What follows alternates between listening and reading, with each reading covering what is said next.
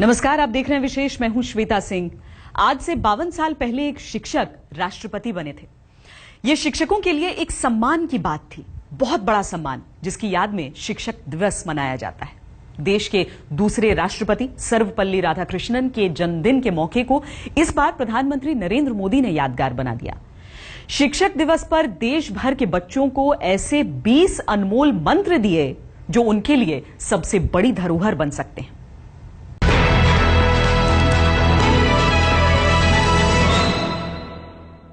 एक चाय वाला देश का प्रधानमंत्री बन गया।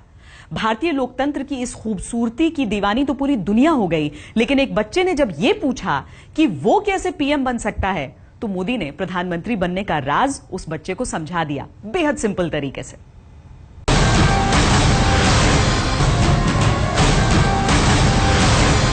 Sir, how can I become a Prime Minister of India, sir?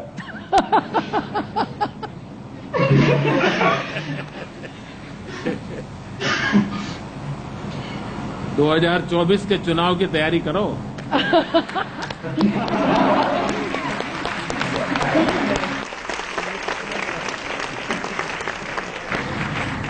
और इसका मतलब ये होगा कि तब तक मुझे कोई खतरा नहीं है।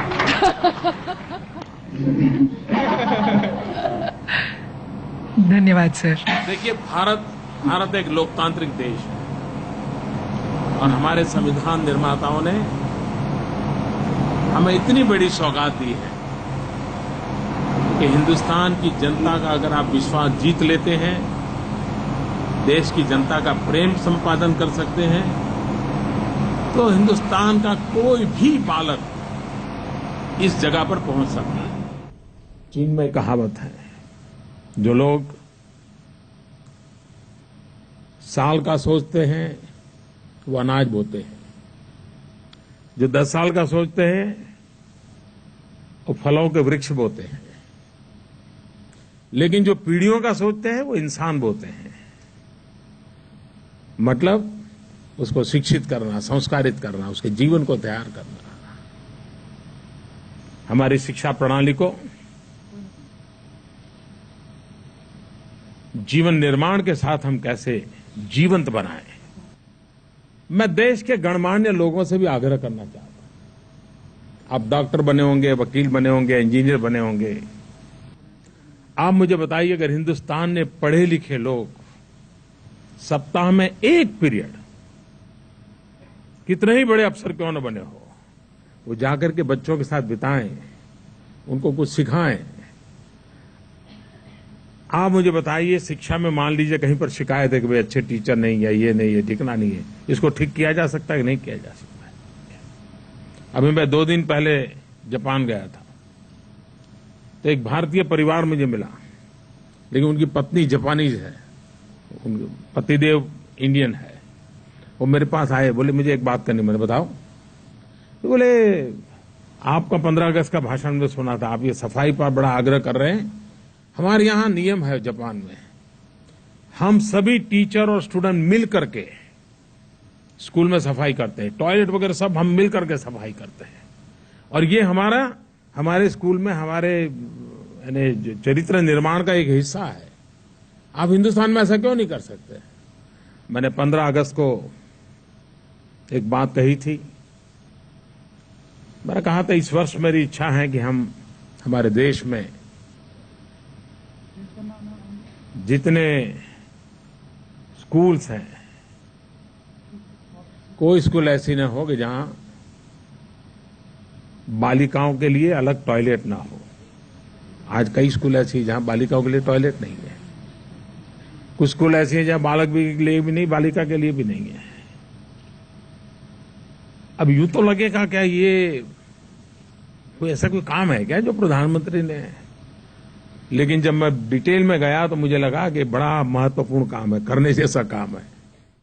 प्रधानमंत्री नरेंद्र मोदी वाकई गुरु मोदी बन गए। उन्होंने बच्चों को कुदरत से जोड़ा, तो यह भी सिखाया कि कंप्यूटर और टैबलेट के दौर में भी वो पसीना बहाना न भूलें, क्योंकि जिंदगी को मेहनत ही संवारती है।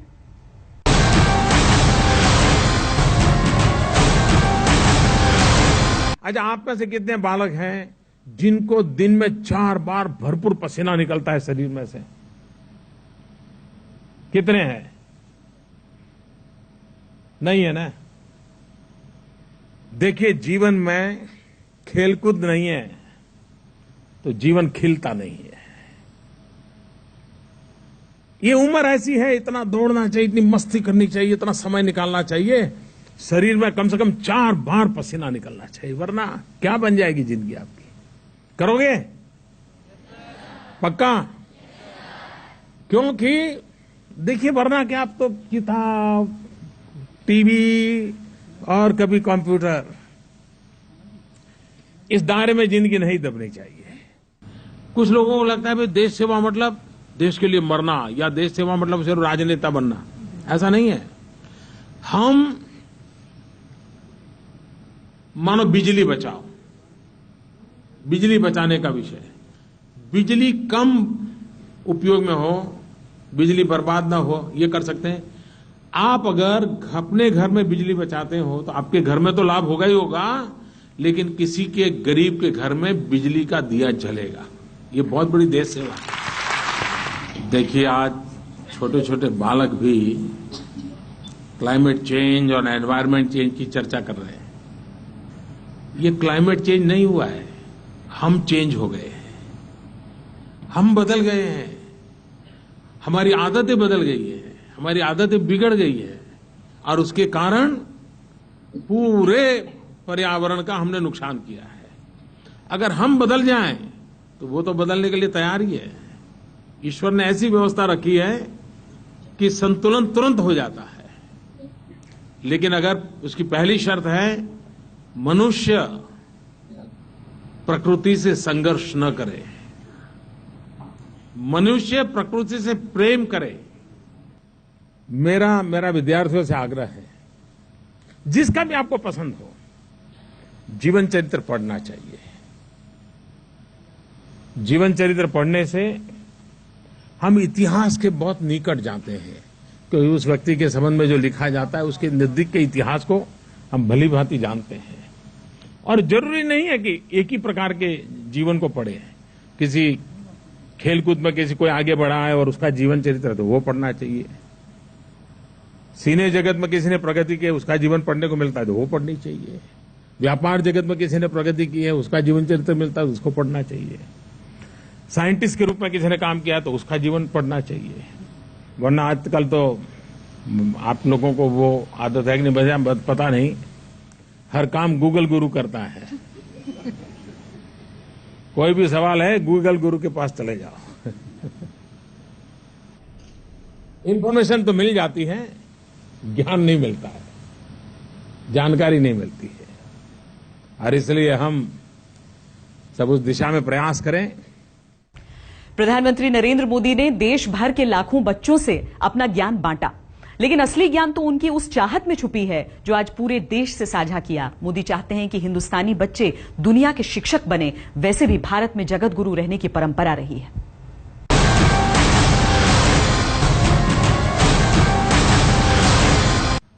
एक वैश्विक परिवेश में ऐसा माना जाता है कि सारे दुनिया में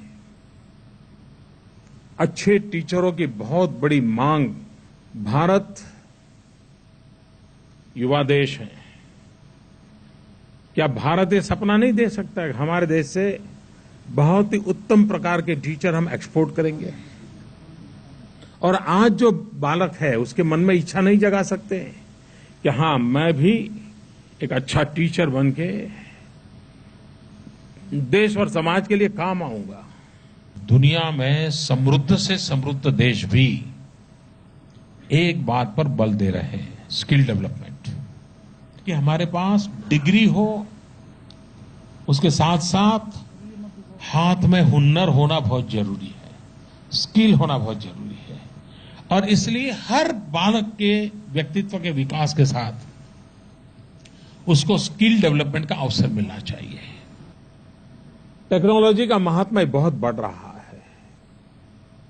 मैं सभी शिक्षकों से आग्रह करता हूं, कुछ अगर हमें सीखना पड़े तो सीखें, भले हमारे आयु 40, 45, 50 पर पहुंची हो, लेकिन हम सीखें। और हम जिन बालकों के साथ जी रहे हैं, जो कि आज टेक्नोलॉजी के युग में पल रहा है, बढ़ रहा है, उसे उससे वंचित न रखें। अगर हम उससे वंचित रखेंगे तो ये बहुत बड़ा क्राइम होगा, इससे सोशल क्राइम। हमारी कोशिश होनी चाहिए कि आधुनिक विज्ञान टेक्नोलॉजी से हमारे बालक जुड़े। और जब मैं डिजिटल इंडिया की बात कर रहा हूं तो मेरा आग्रह है कि आधुनिक टेक्नोलॉजी हमारे छात्रों तक पहुंचे और सभी भाषाओं में पहुंचे, और वो उस टेक्नोलॉजी के माध्यम से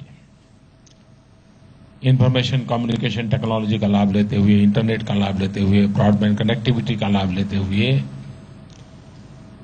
उनको आदत लगे नई नई चीजें खोजने की, देखने की, पढ़ने की, समझने की। अगर आपको सही शिक्षा नहीं मिली है तो अनुभव भी आपको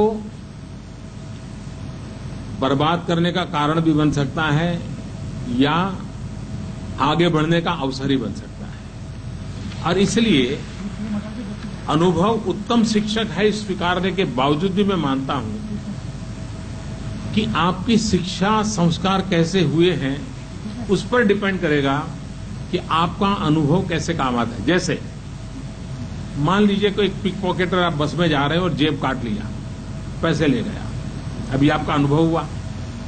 अगर आपकी शिक्षा सही नहीं है, संस्कार सही नहीं, तो आपको विचार यह आएगा, अच्छा देखो बिना मेहनत वो तो रुपये कमा लिया, चलिए मैं भी उस रास्ते पर चल पड़ूं। अगर आपकी शिक्षा अच्छी है, संस्कार अच्छे हैं, सोच अच्छी है, तो विचार आएगा, अच्छा तो मैं अलर्ट नहीं रहा, मैंने सही ठिकाने पर पैसे रखे नहीं थे, मुझे जितना जागरूक रहना चाहिए नहीं रख रहा था, और उसके कारण मेरे पैसे चले गए। तो वो एक ही चीज से दो अनुभव लिए जा सकते हैं, लेकिन अनुभव लेने का आधार वो बनता है कि आपकी शिक्षा कैसी हुई है। प्रधानमंत्री नरेंद्र मोदी ने बच्चों को बताया कि उन्हें काम करने में, खूब काम करने में बहुत मजा आता है, लेकिन वो चाहते हैं कि बच्चे मेहनत तो करें लेकिन बचपन की कीमत पर नहीं।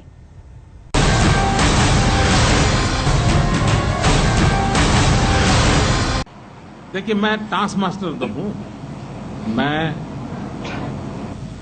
काम खुद भी बहुत करता हूं और काम खूब लेता भी, और समय पे काम हो इसका आग्रही भी। और शायद मैं इतना डिसिप्लिन न होता, और मैंने शायद खुद से भी इतना ही काम लिया है।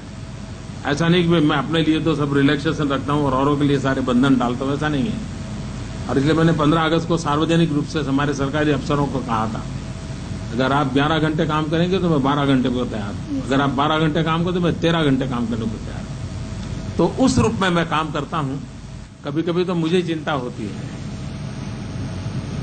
कि बचपन बहुत तेजी से मर रहा है, ये बड़ी चिंता का विषय है।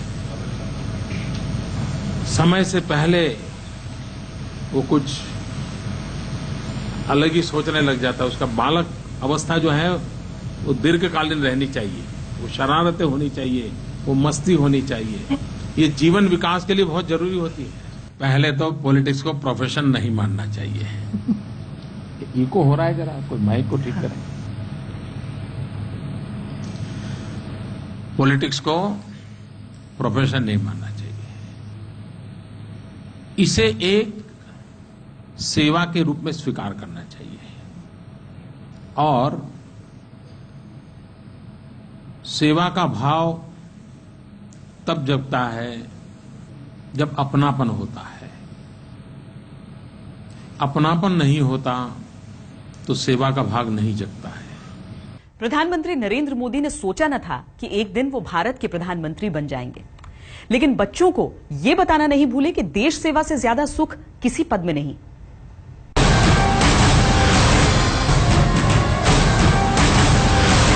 मैं अगर टीचर के रूप में मैं देखूं तो कोई डिस्क्रिमिनेशन नहीं होना चाहिए स्टूडेंट में। उसकी एबिलिटी के आधार पर कोई डिस्क्रिमिनेशन नहीं हो सकता। सभी पालक, अगर 30 पालकों का क्लास है, 30 को अपना मानना चाहिए।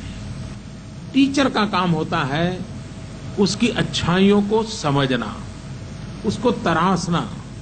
हम राष्ट्र निर्माण को एक जन आंदोलन में परिवर्तित करें, हर किसी की शक्ति को जोड़ें,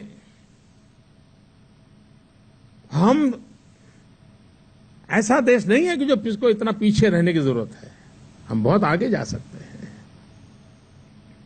और इसलिए हमारा राष्ट्रीय चरित्र कैसा बने, इस पर हम लोगों का कोई एम्फेसिस होना चाहिए, प्रयास होना चाहिए और हम सब मिलकर के करें। इसको किया जा सकता है। एक शिक्षक राष्ट्रपति बने, शिक्षकों की इज्जत बढ़ गई, लेकिन असली इज्जत तो तब बढ़ेगी जब एक राष्ट्रपति अपना पद छोड़कर शिक्षक बन जाए। त्याग और तपस्या के इस देश में उस दिन का इंतजार है। विशेष में इतना ही। देश और दुनिया की बाकी खबरों के लिए देखते रहिए आज तक।